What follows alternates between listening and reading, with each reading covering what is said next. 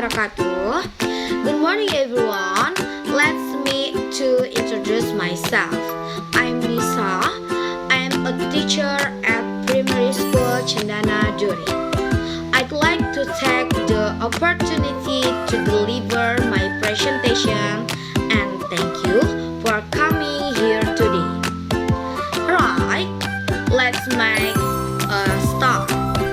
Today I'm here to talk to you about learning problem in elementary school. Let me start with some general information on learning problem. Learning problem can occur due to several factors, but hardly anyone can know a lot about it. First, lack of facility and infrastructure.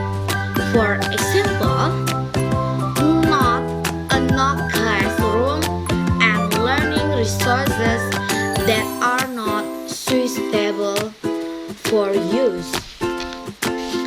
And second, lack of upgrade in technology.